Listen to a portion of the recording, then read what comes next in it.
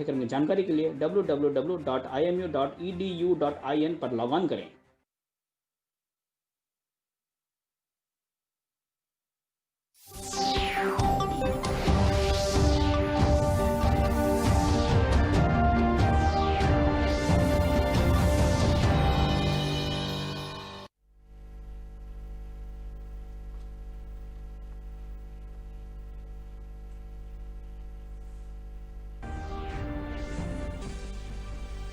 वज़ीर-ए-आज़म नरेंद्र मोदी ने टैक्स दहंदगान के लिए शफ़ाफ ईमानदार सम्मान प्लेटफॉर्म का आगाज़ किया। कहा इस नई पहल से टैक्स निज़ाम में इस्लाहात के साथ उसे आसान बनाने की कोशिशें होंगी कामयाब। वज़ीर आला योगी आदित्यनाथ ने कोरोना कॉन्टैक्ट ट्रेसिंग के काम में और तेजी लाने की दी हिदायत। कहा कॉन्टैक्ट ट्रेसिंग से ही कोरोना वबा को काबू में किया जा सकता है।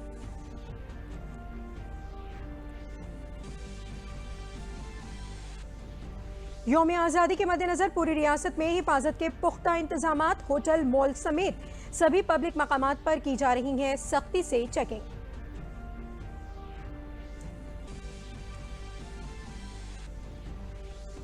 और मथुरा समेत पूरे ब्रिज में कोरोना के प्रोटोकॉल पर अमल करते हुए देर रात तक जन्माष्टमी का जश्न रहा जारी।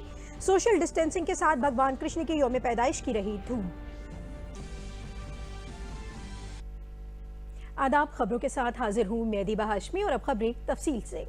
अगर आप ईमानदार टैक्स दहंद हैं तो आपके लिए एक अच्छी खबर है। वज़ीर आज़म नरेंद्र मोदी ने आज राजधानी दिल्ली में वीडियो कॉन्फ्रेंसिंग के जरिए ईमानदार टैक्स दहंद सम्मान प्लेटफॉर्म का आगाज किया।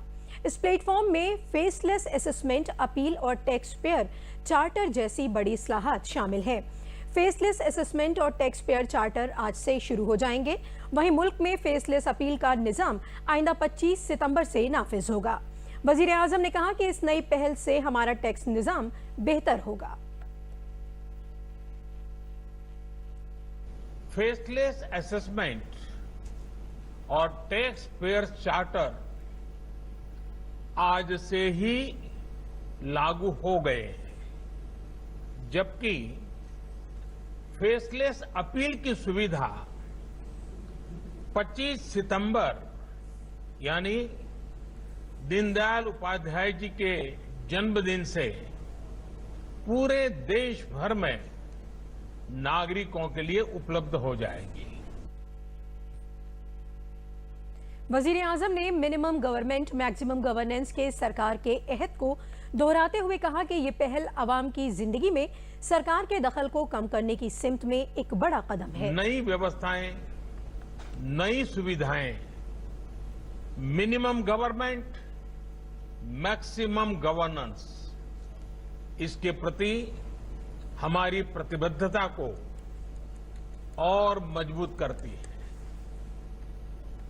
ये देशवासियों के जीवन से सरकार को, सरकार के दखल को कम करने की दिशा में भी एक बड़ा कदम है।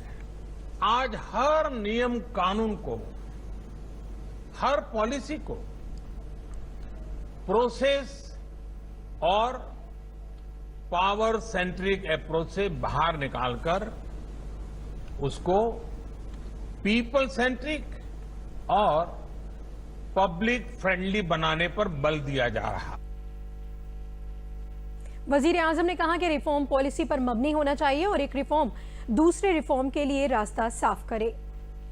हमारे लिए रिफॉर्म का मतलब है रिफॉर्म नीति आधारित हो, टुकड़ों में नहीं हो, होलिस्टिक हो और एक रिफॉर्म दूसरे रिफॉर्म का आधार बने, नए रिफॉर्म का मार्ग बनाए।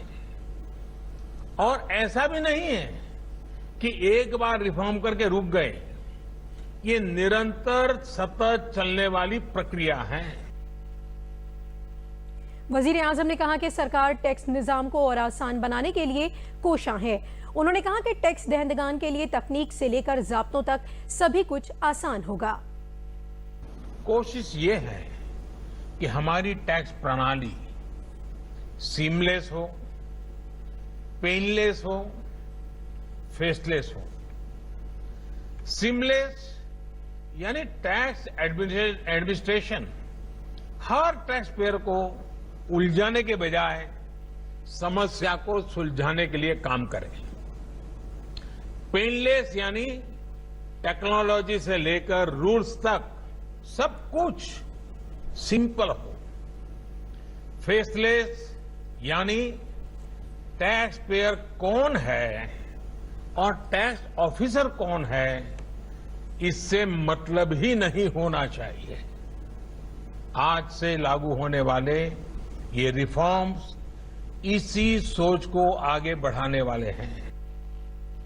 वजीर आजम ने कहा कि खुद कफील भारत के अहद को साबित करने के लिए जो लोग टैक्स के दायरे में नहीं हैं लेकिन टैक्स देने की अहलियत रखते हैं, वो खुद आगे आकर टैक्स अदा करें। जो टैक्स देने में सक्षम है लेकिन अभी वो टैक्स नेट में नहीं है, वो स्वप्रेरणा से अपने आत्मा को पूछे, आगे आए। और अभी 2 दिन के बाद 15 अगस्त है। आजादी के लिए मरने मिटने वालों को जरा याद कीजिए, आपको लगेगा हां मुझे भी कुछ न कुछ देना चाहिए। आइए विश्वास के, अधिकारों के, दायित्वों के इस महत्वपूर्ण भावना का सम्मान करते हुए, इस प्लेटफॉर्म का सम्मान करते हुए नए भारत, आत्मनिर्भर भारत के संकल्प को सिद्ध करें। वजीर आजम ने टैक्स पेयर चार्टर को मुल्क की तरक्की के सफर में बड़ा कदम बताया। ये टैक्स पेयर चार्टर भी देश की विकास यात्रा में बहुत बड़ा कदम है और टैक्स पेयर के लिए अधिकार और कर्तव्य दोनों को संतुलित करने का और सरकार की जिम्मेवारी पक्की करने का ये बहुत अहम कदम है। एडिशनल चीफ सेक्रेटरी बराए दाखिला अवनीश अवस्थी ने कोरोना वायरस के सिलसिले में प्रेस कॉन्फ्रेंस में बताया कि वजीर आला योगी आदित्यनाथ ने कॉन्टैक्ट ट्रेसिंग के काम को और तेज किए जाने पर जोर दिया है। उन्होंने कहा कि कॉन्टैक्ट ट्रेसिंग से कोविड-19 के फैलाव पर काबू पाने में मदद मिल रही है। कोविड-19 के प्रसार को नियंत्रित करने के लिए कोविड अस्पतालों में डॉक्टर्स की संख्या में भी वृद्धि उन्होंने आदेश दिया है। आपके संज्ञान में है कि कल लखनऊ, कानपुर के अस्पताल जो है हाई एंड अस्पताल है, उनको मजबूत करने का उन्होंने बैठक ली थी।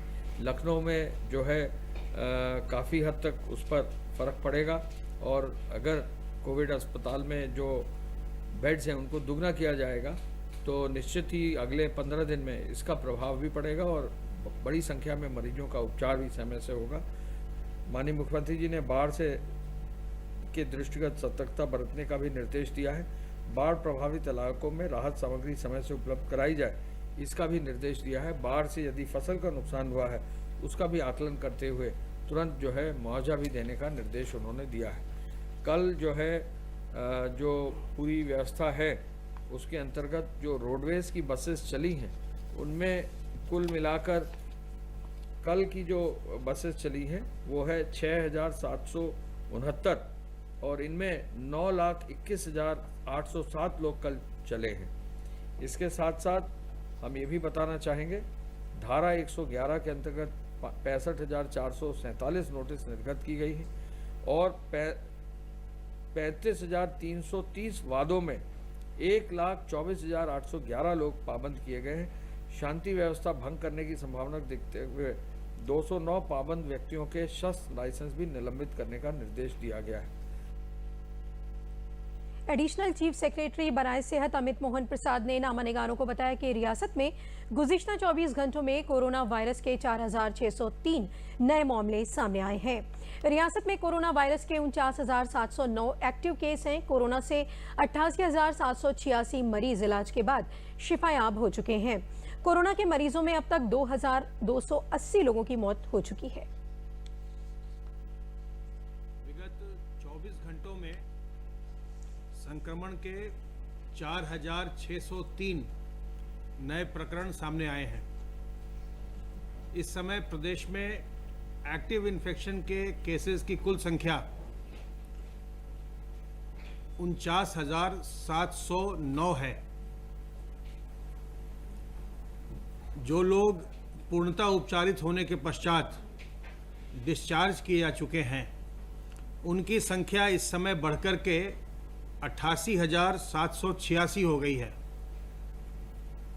संक्रमित व्यक्तियों में से अभी तक कुल 2,280 लोगों की मृत्यु हुई है। कल प्रदेश में 87,214 सैंपल्स की जांच की गई और जो पहले के बैकलॉग थे थोड़े सैंपल्स का पोर्टल पर अपलोड किया गया। इस प्रकार अब तक प्रदेश में 35,01,127 सैंपल्स की जांच की जा चुकी है। यौम आज़ादी के मद्देनजर रियासत भर में हिफाजत के पुख्ता इंतजाम किए गए हैं। राजधानी लखनऊ में पुलिस महकमा पूरी तरह मुस्तैद है। होटल, मॉल समेत सभी जगहों पर चेकिंग की जा रही है। जॉइंट पुलिस कमिश्नर नज़्म-ओ-नस्क़ नवीन अरोड़ा ने बताया कि कोरोना वबा के पेश नज़र यौम आज़ादी के प्रोग्रामों में लोगों की तादाद महदूद की गई है, लेकिन हिफाजती इंतजामात और कानून और इंतजामिया में कोई कोताही नहीं बरती जाएगी।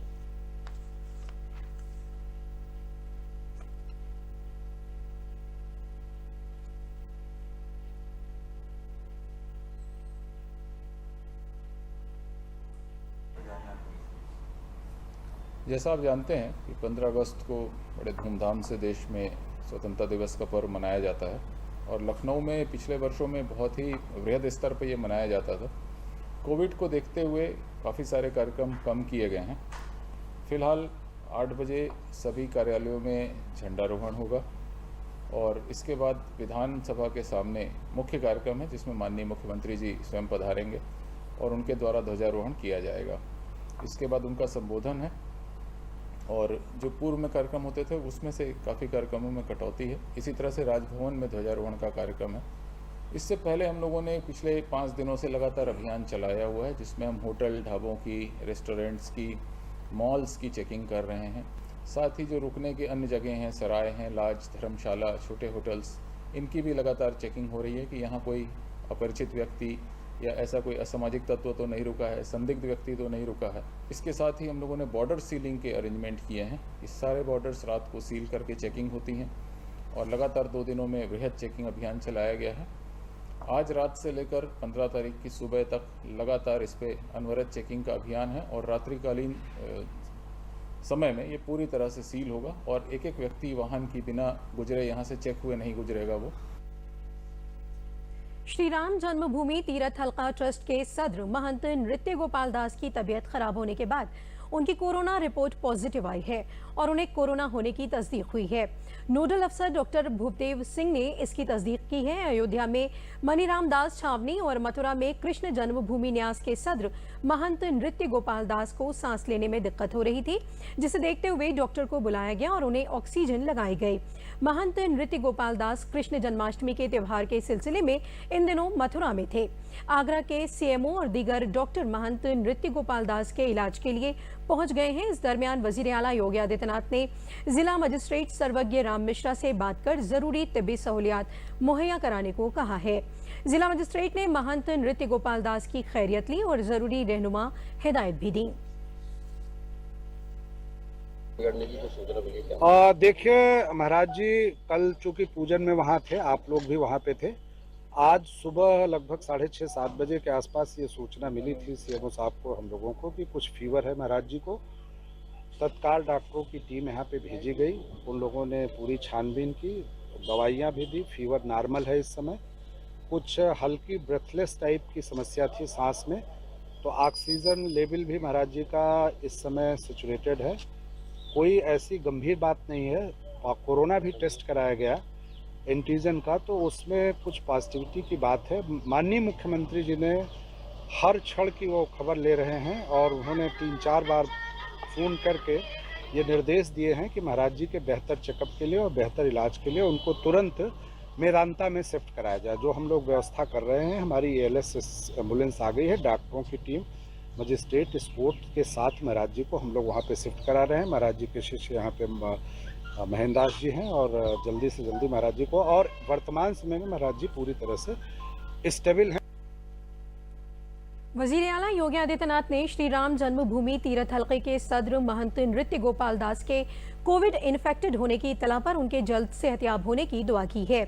वजीर आला ने मथुरा के जिला मजिस्ट्रेट और महंत नृत्य गोपाल दास के पैरोकारों से बातचीत कर महंत नृत्य गोपाल दास के सेहत की मालूमात हासिल की। उन्होंने हिदायत दी कि महंत नृत्य गोपाल दास के बेहतर इलाज के लिए हर मुमकिन इंतजाम किए जाएं। वजीर आला ने मेदांता हॉस्पिटल के चेयरमैन डॉक्टर नरेश त्रेहन से भी बातचीत कर महंत नृत्य गोपाल दास के मेदांता हॉस्पिटल में इलाज कराने की गुजारिश की है। मथुरा समेत पूरे ब्रिज मंतके में कल देर रात तक जन्माष्टमी का त्यौहार जारी रहा। श्री कृष्ण जन्मभूमि द्वारिकाधीश मंदिर और वृंदावन में बिहारी मंदिर समेत सभी मंदिरों और आश्रमों में अकीदत के साथ कोरोना प्रोटोकॉल के तहत जन्माष्टमी का त्यौहार मनाया गया। इस मौके पर मंदिरों को खूबसूरत और दिलकश अंदाज से सजाया गया था। बिजली की झालरों और रंग बिरंगी झाड़ियों से मंदिर को सजाया गया था। भगवान कृष्ण और राधा के दर्शन करने के लिए सोशल डिस्टेंसिंग पर अमल करते हुए अकीदतमंद मंदिर पहुंचे। रात 12 बजे भगवान कृष्ण की पैदाइश के प्रोग्राम की शुरुआत हो गई। अकीदतमंद और पुजारियों का जोश भी इंतहा पर पहुंच गया। मंदिरों में कृष्ण जन्मोत्सव के नगमों और रक्स का प्रोग्राम भी हुआ। मंदिरों में कृष्ण भक्ति की कविताएं देर रात तक गूंजती रहीं।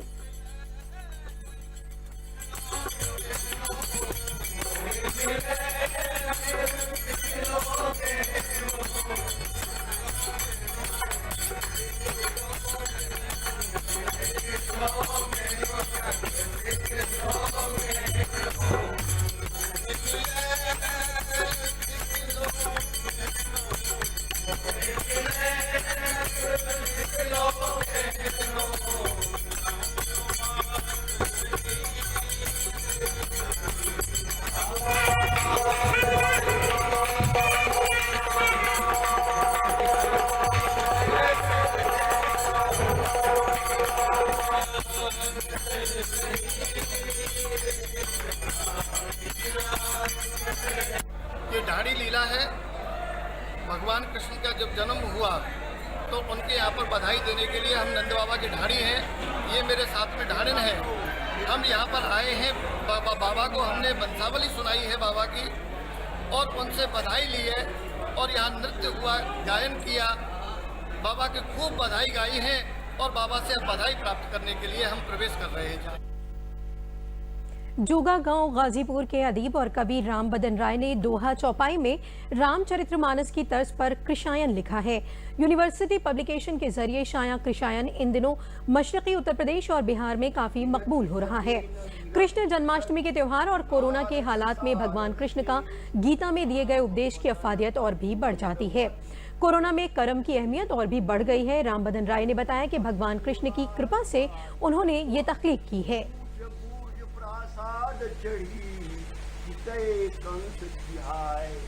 नवगुंजित अतिशोर का राजन लंच बुझाए, मधुर दृग बिनु बानी भई बानी अदृग, रस चखे निरंतर चित्त चतुर, तो विरचि सके न विरंचि छवि, विरचि सके न विरंचि छवि, नारद सारद शेष, राम बदन अति मंद मति, कसबीर से बिरजेश। 2.5 वर्षों में इसको लिखने में 2.5 वर्ष पूरे, मैं 2.5 वर्ष तक कोई खास काम नहीं कर सका।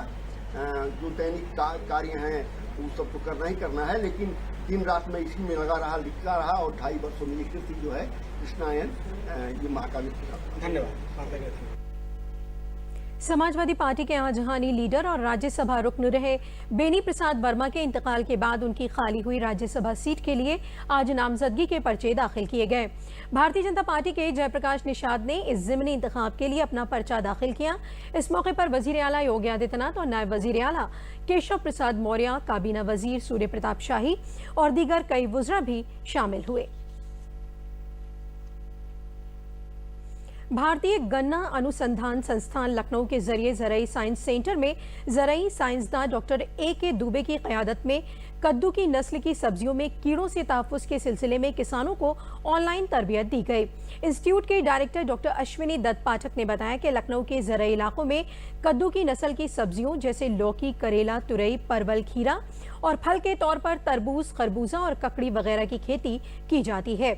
इन फसलों में मुख्तलिफ किस्म के कीड़े और बीमारियों का मसला दरपेश रहता है, जिसमें फल मक्खी, लाल कद्दू, भंगे, माहू कीट वगैरह से मुत्तकिल बीमारियां पाई जाती हैं, जिससे किसानों को फसल में बहुत नुकसान होता है। ज़रई साइंस सेंटर के जरिए किसानों को इन मौज़ूआत पर तरबियत देकर सब्जियों को बीमारियों से बचाने और ज़्यादा से ज़्यादा फसल पैदा कर आमदनी बढ़ाने के बारे में बताया गया। आज के जो विशेष प्रशिक्षण कार्यक्रम चल रहा है, कद्दू वर्गीय फसलों में रोग एवं कीटों का नियंत्रण, विशेष तौर से ज़्यादा ज़रूरत है कि हम कोविड-19 का जो पेंडेमिक है उसमें सीधे किसानों से नहीं मिल सकते, इसलिए ऑनलाइन प्रशिक्षण दे रहे हैं, लोगों से चर्चा कर रहे हैं, उनकी समस्याओं को सुन रहे हैं और उसका निराकरण करने का प्रयास कर रहे हैं। मैं सब्जी अब्जी का काम करता हूँ, जो है जैसे कद्दू हुआ, लौकी हुआ, खीरा हुआ, ककड़ी हुआ, जो है बैंगन हुआ, तुरई हुआ, इसका काम करते हैं।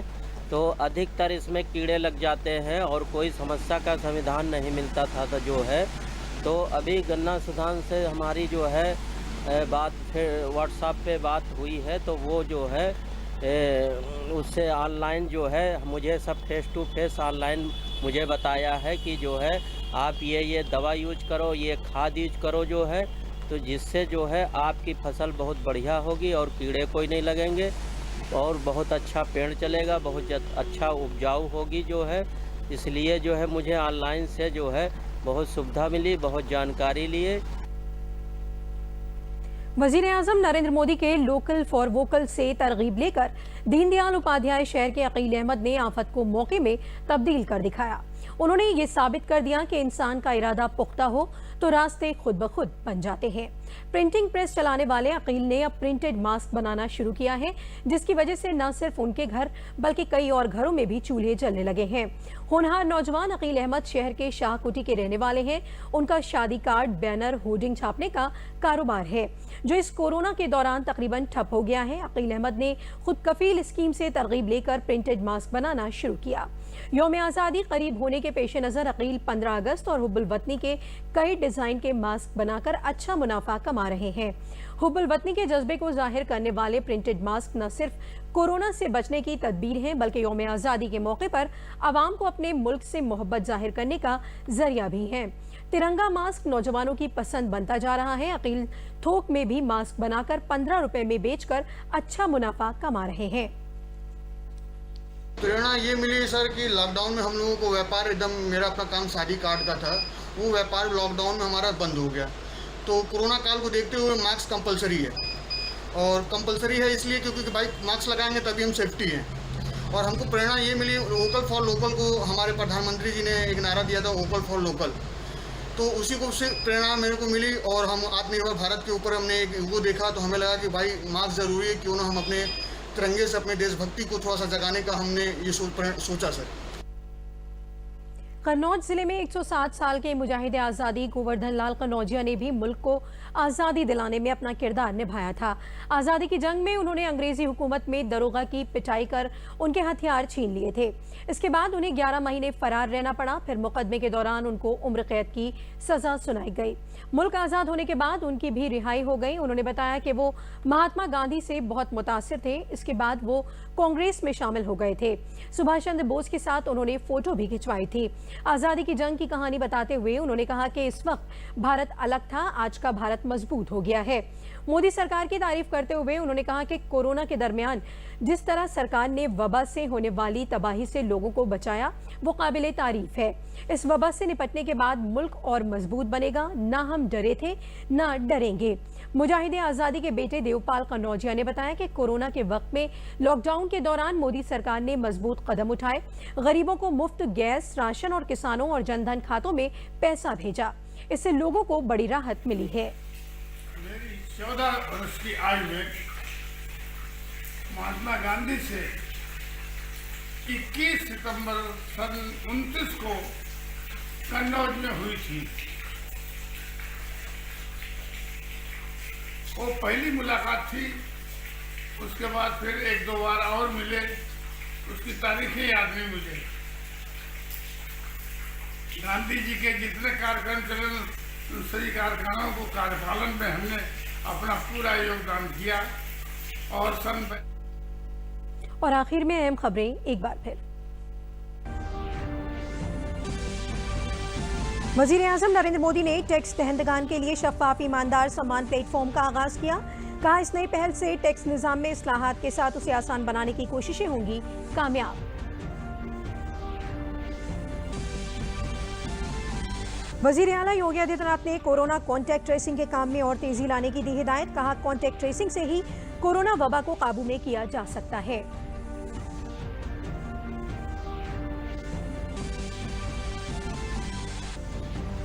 यौम आज़ादी के मद्देनजर पूरी रियासत में हिफाजत के पुख्ता इंतजामात। होटल, मॉल समेत सभी पब्लिक मकामात पर की जा रही है सख्ती से चेकिंग।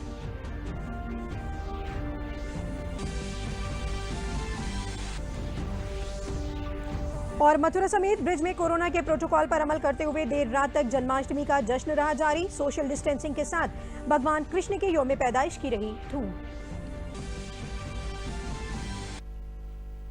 इसी के साथ खबरें खत्म हुई। दीबा को दीजिए इजाजत। आदाब।